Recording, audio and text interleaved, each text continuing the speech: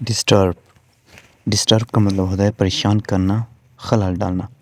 دیکھیں، جب سامنے والا کوئی کام کر رہا ہوتا ہے اور اسے ہم جو ہے کام نہیں کرنے دیتے، بار بار جو ہے نا بلا وجہ جو ہے اس کے کام کو روکتے ہیں، اسے تنگ کرتے ہیں، اسے ڈسٹرب کرنا کہتے ہیں، اسے پریشان کرنا کہتے ہیں۔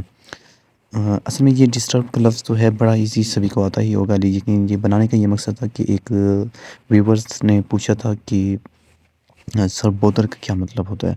تو بودر کے حوالے سے میں نے ویڈیو بنا تھی، تو میں نے کہا کہ اس کے حوالے سے بھی بتاتا چلو میں نے کہا کہ جو اس کو دیکھیں تو ان کو اسی ویڈیو کے اندر میں نے کہا کہ بودر کے حوالے سے بھی تھوڑا بتا دیتا ہوں، ان کو اس کی بھی سمجھ آ جائے۔ ویسے بودر کا میننگ بھی یہی ہوتا ہے، پریشان کرنا، خلل ڈالنا۔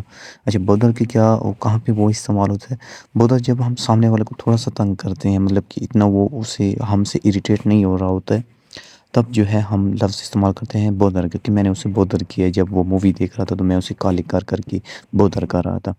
جبکہ اگر وہ مثال کے طور پر کسی میٹنگ میں، امپورٹنٹ میٹنگ میں ہے اور آپ اسے بار بار کالنگ کر کے جو ہے ڈسٹرب کر رہے ہو، تنگ کر رہے ہو، تو ایسے سینس کو جو ہے بودر نہیں کہیں گے۔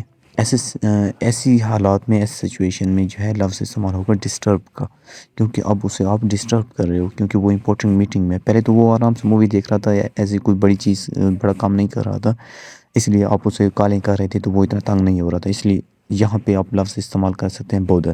لیکن اگر سامنے والا بہت زیادہ تنگ ہو رہا ہے اور آپ جو ہے نا ایسے موقع پہ اسے پریشان کر رہے ہو، تو تب لفظ استعمال ہوتا ہے ڈسٹرب کا۔ Let's see some examples. Please don't disturb me while I am on the phone.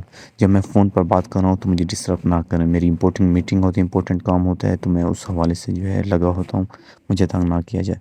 The loud music disturb my slip. بہت زیادہ اونچی آواز میری نیند کو پریشان کرتی ہے، مجھے تنگ کرتی ہے۔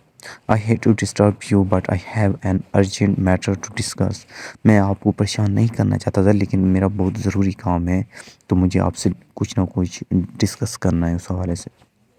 I apologize for disturbing your dinner۔ آپ کے ڈنر کے وقت میں آپ کو پریشان کرنے کے لیے میں معذرت خواہ ہوں۔